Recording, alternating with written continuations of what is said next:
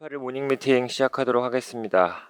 먼저 전일 마감 시황 및 증시 동향 발표가 있겠습니다. 임정원 연구원입니다. 네, 안녕하세요. 시황팀 임정원입니다. 전일 증시 동향 정리하겠습니다.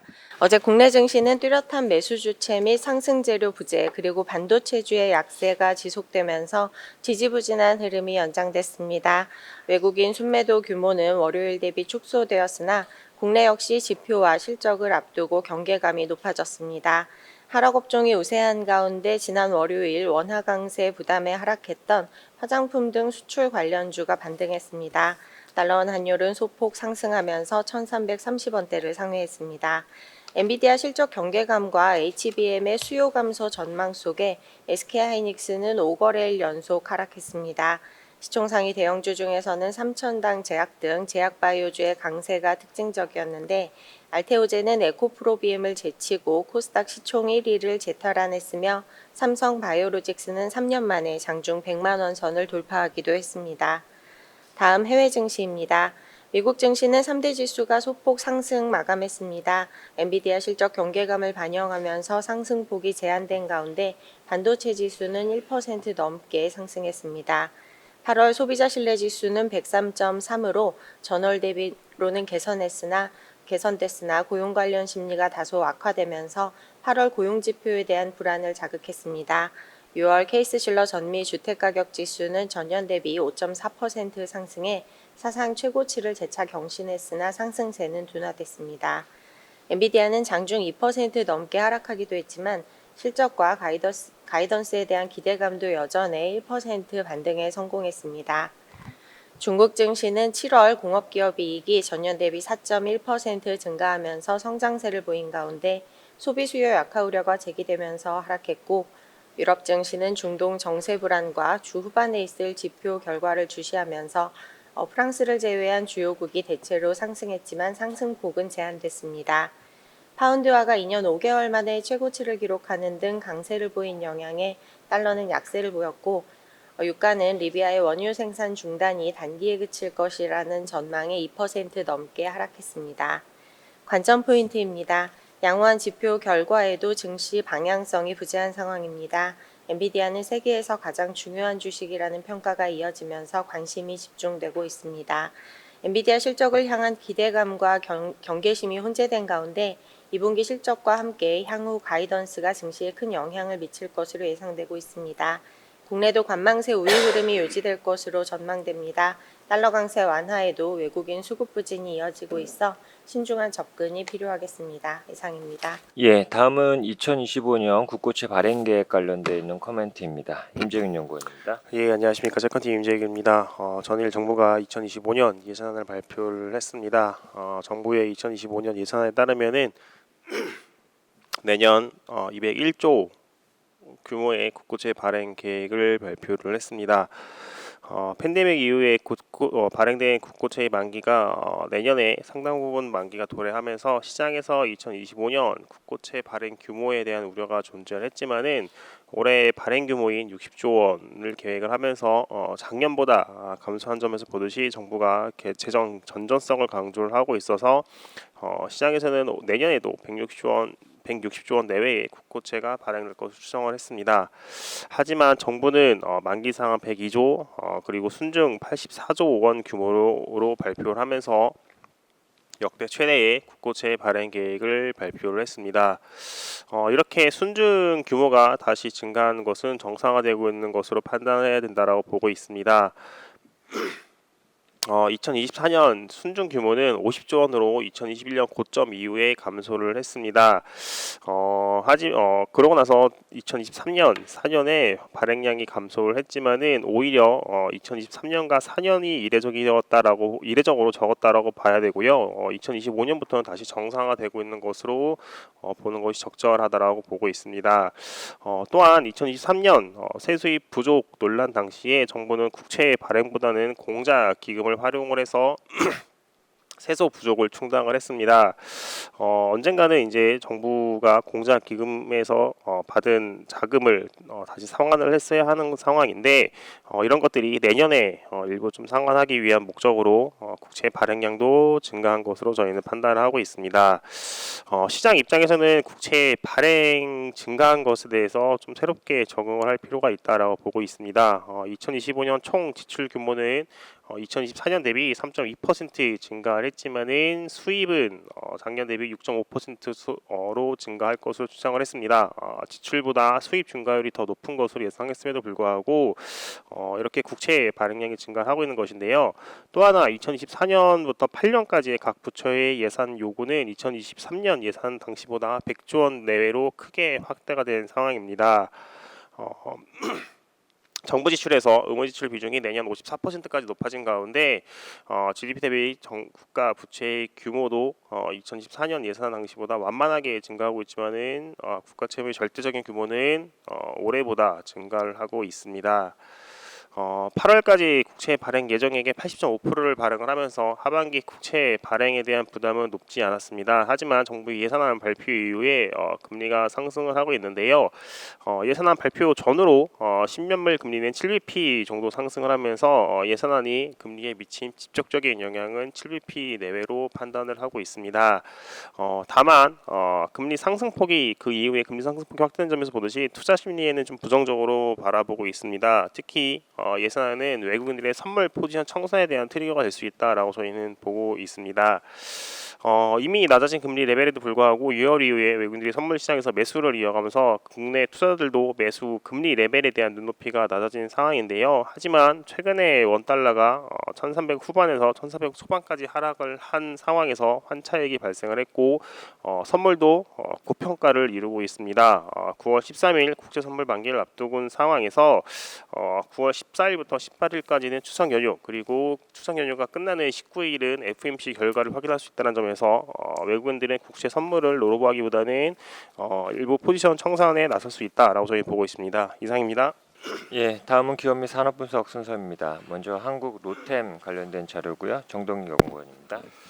안녕하세요. 조선기업종 담당 정동익입니다. 현대 로템의 업데이트 보고서를 작성을 했는데요. 우선 목표 주가를 기존 55,000원에서 65,000원으로 상향 조정하겠습니다.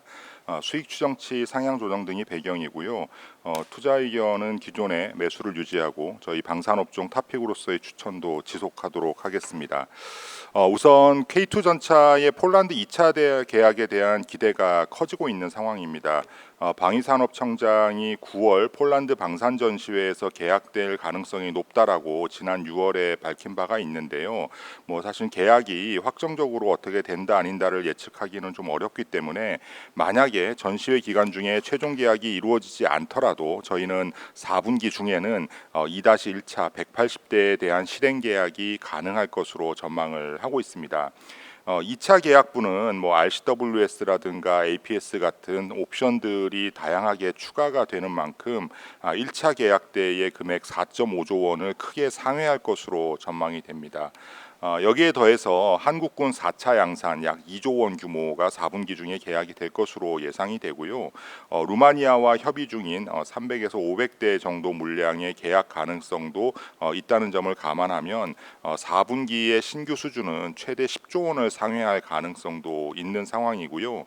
루마니아가 내년으로 2월 된다고 하더라도 현대로템의 올해 저희가 예상하는 매출액이 4조 정도인데요. 올해 매출액을 크게 상회하는 규모의 계약이 4분기 중에는 가능할 것으로 생각을 하고 있습니다. 현대 로템의 주가는 올해 들어서 거의 2배 가까이 올랐습니다. 근데 이러한 주가 상승에도 불구하고 저희는 밸류에이션 메리트가 충분하다고 생각을 하고 있습니다. 글로벌 주요 방산주들의 ROE와 PB 관계는 굉장히 상관성이 높게 나오고 있습니다. R스퀘어가 0.7 정도가 되는데요. 현대 로템 같은 경우에는 높은 ROE 레벨에도 불구하고 여전히 PBR은 상대적으로 낮은 상황이기 때문에 이 갭을 메꾸는 상승이 추가적으로 가능할 것으로 생각을 하고 있습니다. 한편 저희는 현대로템의 3분기 실적이 매출액 1.1조 원, 영업이익 1,164억 원을 기록하면서 분기 실적으로 사상 최대를 지난 분기에 이어서 다시 갱신할 것으로 생각을 하고 있고요. 현재 컨센서스 대비해서도 양호한 실적을 기록할 것으로 생각을 하고 있습니다. 이러한 실적 흐름은 향후에도 이어질 전망인데요. 이거는 폴란드로 나가는 K2 전차의 매출 인식을 진행률로 하고 있는 데 따른 것입니다.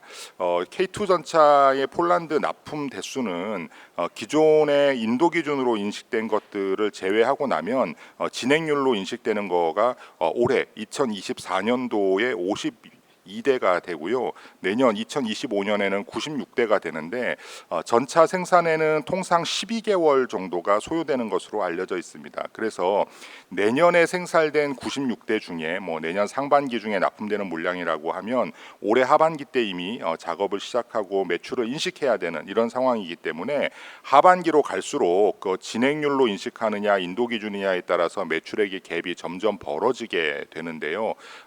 이런 부분들이 현재 컨센서스에는 충분히 반영되어 있지 않다라는 것이 저희들 생각이고요.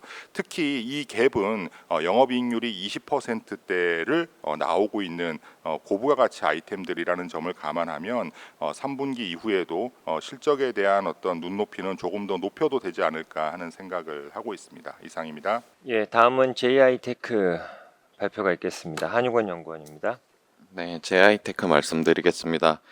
JI테크 2분기 매출액 180억, 영업이익 40억 원으로 이제 호실적을 달성을 했습니다. 달성한 이유를 이제 살펴보시면은 2분기 전방 수요 증가에 따른 이제 반도체 프리커서 그리고 PMC 매출이 이제 상당히 기여를 많이 했는데요. 이 두 가지 품목이 전체 매출 비중의 약 90.5%를 차지를 하고 있습니다. 이에 따라서 연결 기준으로 부진했던 연결 자회사의 어떤 실적을 상쇄하는 양호한 원가율을 기록을 했습니다.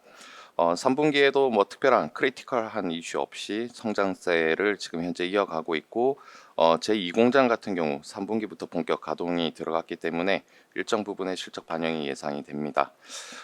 그리고 하이케이와 특수가스 부분에 있어서는 올해는 재고 조정 시즌으로 보셔야 될 것 같습니다. 2분기 특수가스가 이제 매출액 11억 원을 기록을 하면서 전분기 대비 큰 폭으로 증가를 했지만 하이케이를 비롯해서 전체적인 기조는 재고 조정 시즌에 지금 들어와 있다라고 보시면 될 것 같습니다. 신사업 부분에 있어서는 다소 아쉬운데요. 액화탄산가스 포집 CCUS 신사업 사업 부분은 이제 전분기 대비해서 계절적 성수기 맞아 이제 큰 폭으로 성장을 했지만 지금 타 공급업체의 물량 증가 그리고 프라이싱에 대한 어떤 정책 그리고 원료 가격 상승들이 이어지면서 다소 올해는 기대보다는 부진한 실적을 기록할 것으로 보고 있습니다. 향후에 공정 개선을 통해서 이제 원가율을 좀 합리화할 방침으로 판단됩니다. 자세한 내용 보고서 참조 부탁드립니다. 예, 다음은 미국 주식 재료네요. 램 리서치입니다. 유중원 연구원입니다. 네, 안녕하세요. 미국 기업 분석 담당 유중호입니다. 램리서치 자료를 좀 발간했습니다. 저희는 램리서치의 식각 장비 시장의 높은 시장 점유율과 그리고 HBM 장비 경쟁력, 마지막으로 반도체 업황 개선 등에 따른 실적 성장이 기대된다라고 보고 있는데요. 그러나 주가 측면은 좀 다른 게 장기 이익 성장성을 반영한 상대 주가는 동종 기업이나 시장 그리고 반도체 산업 대비 고평가 영역에 있다라고 판단하고 있습니다. 램리서치의 12개월선의 PE 멀티플 같은 경우는 22배로 지난 1년 최고치 대비해서는 좀 소폭 하락했는데요. 여전히 시장이나 동종 기업 대비 높은 수준입니다.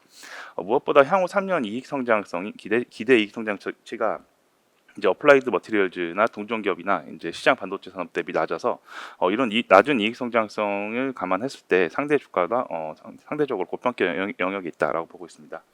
램리서치의 12개월선 ROE 같은 경우는 47% 정도로 S&P 500 20% 대비 높은 수준인데요. 그러나 12개월선 PB 또한 여전히 높은 수준으로 보이고 있어서 절대적 수준의 주가 상승 여력도 상대적으로 좀 제한적일 것이다라고 보고 있습니다. 최근 실적을 보면은 매출과 주당 순이익 모두 시장 예상치를 상회했습니다.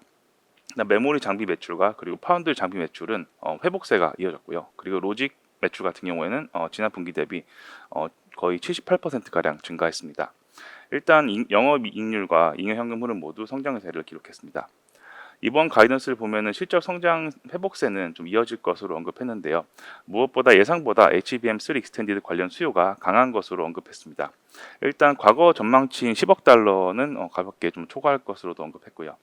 렘리서치 같은 경우는 HBM 시장에서 일단 시각 장비인 신디온과 그리고 도금, 방막 장비인 사보르 3D를 주요 공급하고 있습니다. 독점적으로 공급하고 있고요. 그리고 향후 차세대 극저온 시각 장비인 크라이오 3.0을 공개하면서 미래의 성장에 대한 여력도 좀 기대됩니다. 자세한 내용 리포트를 참조해 주신 감사드리겠습니다. 예, 이상으로 금일 준비된 자료 발표를 마쳤습니다. 감사합니다.